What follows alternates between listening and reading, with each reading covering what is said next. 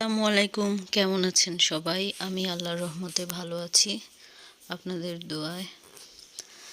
আজকে ব্লগটা শুরু করছি সন্ধ্যা থেকে।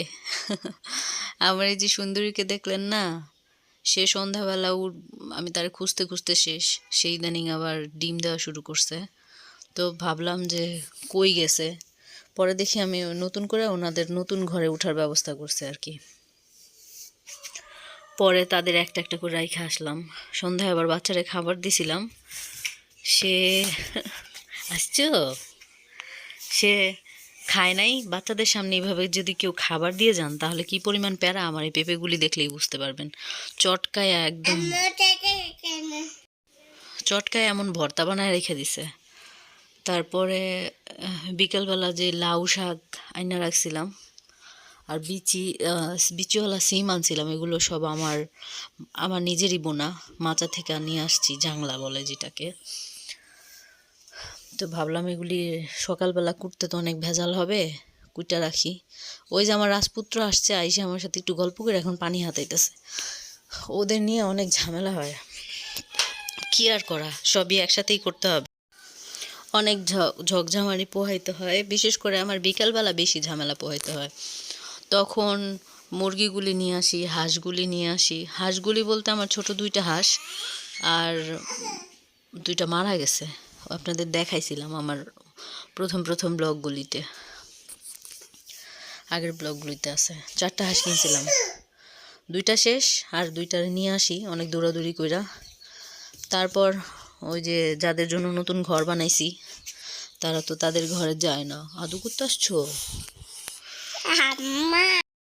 এসব করতে গিয়ে অনেক সময় গায়ে হাতে ময়লা টয়লা লাগে, আবার একটু ফ্রেশ হইতে হয়। তারপর সন্ধ্যাবেলা নাস্তা এসব তৈরি করতে হয়। মানে মেয়েদের পক্ষে আমার মনে হয় সন্ধ্যাবেলা আর শেষ বিকালবেলা অনেক কাজ থাকে। তো ভাবলাম যে সকালবেলা বেশি বাচ্চার স্কুলে নেওয়া, তারপরে নাস্তা রেডি করা। আপনারা কি বিরক্ত হবেন না?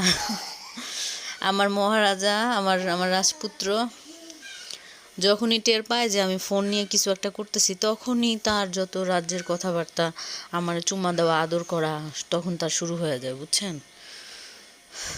কি আর করবো, মাইনা নেই এইসব।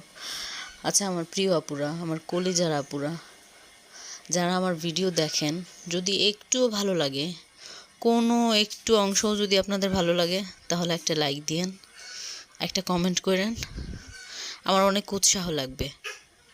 আর যদি পারেন আমাকে একটা সাজেশন দিবেন। যদি আপনাদের মনে হয় এই বোনটাকে সাজেশন দিলে, একটা লাইক দিলে আপনাদের কোনো ক্ষতি হবে না, তাহলে দিতে পারেন। আর যদি মনে হয় যে না আপনাদের ক্ষতি হবে, তাহলে দেওয়া দরকার নাই, থাক, এমনি ভিডিও দেখেন, তাতেই হবে। আচ্ছা, যা বলতেছিলাম, আজকে হচ্ছে আমার 21শে ফেব্রুয়ারি। আজকের এই দিনে অনেক শহীদ, ভাষা শহীদ যারা, তারা নিজের জীবন দিয়ে আমাদের জন্য বাংলা ভাষা নিয়ে আসছে। আমরা আসলে কিন্তু এই বাংলা ভাষা আমরা অতটা মর্যাদা করি না, তাই না?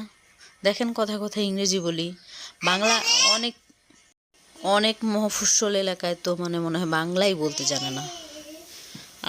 আমার একদম রিলেটিভ, আমার কাছের আত্মীয় যারা, অনেকেই ইংলিশ মিডিয়াম পছন্দ করে। যাই হোক, পছন্দ করুক, এটা ওনাদের ব্যাপার, কিন্তু বাংলারে ভুলে গেলে চলবে না। যাদের আত্মত্যাগে আমরা এমন সুন্দর ভাষা পাইছি, এত সুন্দরভাবে কথা বলতে পারি, তাদের আমরা যেন না ভুলি। আল্লাহ যেন তাদের জান্নাতের উচ্চ মাকাম দান করে। সকল শহীদদের যেন আল্লাহ জান্নাতে নেয়। পরে সকালবেলা আমরা স্কুলে গেলাম। স্কুল থেকে আমার মেয়ের, আমি জানতাম যে ওর কিছু একটা ফুল টুল হাতে নিয়ে গেলে ভালো লাগবে। পরে আমরা সহ, ওই যে আমার মেয়েটা, আমার সোনা পাখিটা, ফুল দিছে, তারপর বেদিতে গেছে। আমি তো একটু অসুস্থ, জুতা টুতা খুললে আবার পড়তে আমার অনেক সমস্যা হয়, তাই আমি যাই নাই। স্যার ম্যাডামরা বলছিল যাইতে, কিন্তু যাই নাই। পরে মেয়ের একটা সেলফি নিলাম, ওইখানে গেলাম। ওদের স্কুল ম্যাডামরা ছিল। এক বাচ্চাটা দেখছেন বসছে যে, ওর মা কিন্তু সামনে। সব বাচ্চারা মিলে এখানে ছবি তুলতেছিল, আমার মেয়েও তুলছে। আচ্ছা, আপনারা ভালো থাকবেন, দোয়া করবেন।